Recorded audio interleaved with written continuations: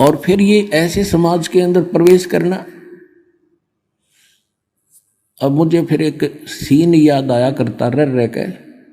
एक बार ये दास मेडिकल में गया था किसी रिश्तेदार को मिलने के लिए, इस ज्ञान प्राप्ति से पहले। तो वहां मेडिकल रोहतक के अंदर एक 13 नंबर वार्ड है, उसमें मेंटल वार्ड है। वो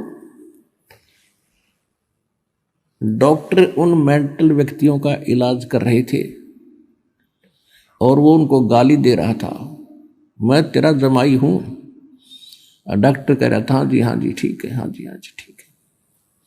उसका गिरेबान पकड़ लिया डॉक्टर का, दो तीनों ने छुड़वाया, बैठ जा बैठ जा। और फिर भी उनका ट्रीटमेंट कर रहे थे। और जब वो उन ट्रीटमेंट ठीक हो गया, वो स्वस्थ माइंड हो गया, फिर वही यूं कह रहे थे, डॉक्टर साहब नमस्ते। तो दास की ड्यूटी पागल वार्ड में ला रखी है।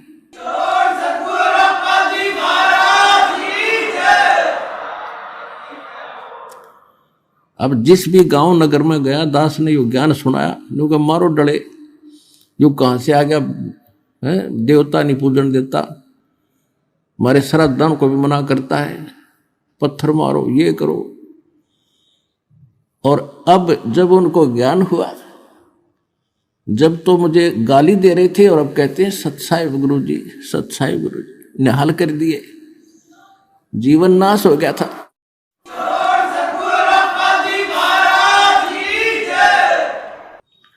तो परमात्मा ने ये ज्ञान का तूफान उठा दिया। अब ये ऐसा काम करेगा, जहां भी कोई सीडी देखता है, डीवीडी, या वैसे एक टीवी चैनल के माध्यम से सत्संग सुनता है, तो अमृत वचन है, झंझोड़ कर रख देगी आत्मा को।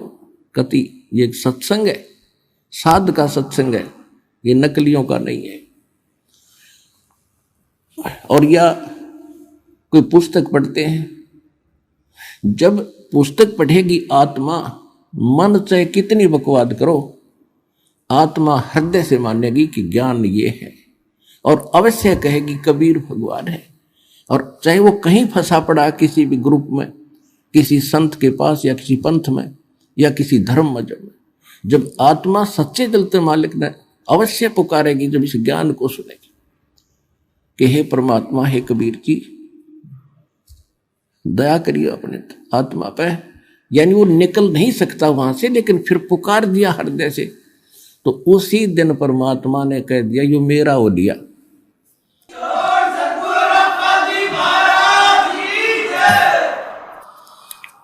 फिर काल को पकड़ कर बाजू से दूर कर देता, दूर हो जाएगा, यो मेरा हो गया, अब मेरे ज्ञान को स्वीकार कर लिया। बेशक वो कितने दिन फिर वहां रहे, आएगा एक दिन, मालिक लिया होगा, कुछ भी कारण बनावे।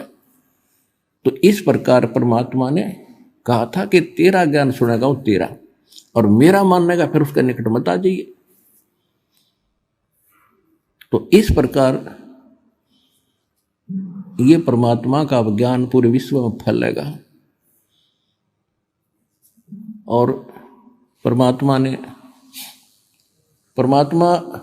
कबीर परमेश्वर जी वैसे तो प्रत्येक युग में आते रहे, कुछ एक भक्तों को अपने लाइन में लगाते रहे, जिस कारण से परमात्मा की महिमा आज तक बनी रही। काल चाहता है परमात्मा का नामो निशान मिटे और ये भूल जाए भगवान को, नास्तिक हो जाए। जैसे पूरा चीन नास्तिक हो गया, रूस नास्तिक हो गया,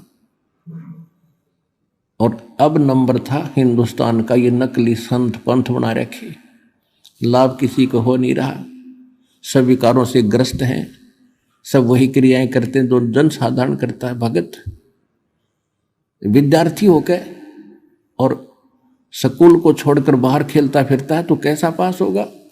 तो संसार की जो क्रियाएं हैं और भगत की क्रियाओं में दिन रात का अंतर होता है।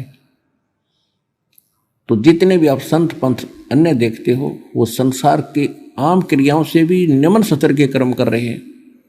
बीड़ी वह पीवें, डीजे वह बजवाएं, सारे काम वह करें, और फिर नो का हम राधा स्वामी है।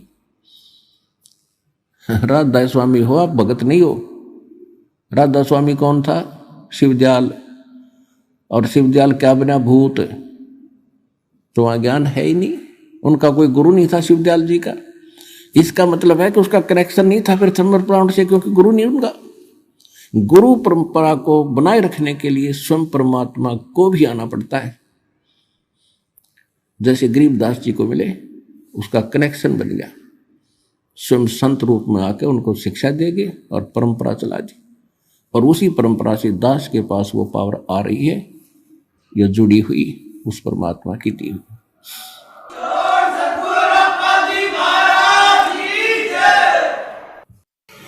सत साहिब।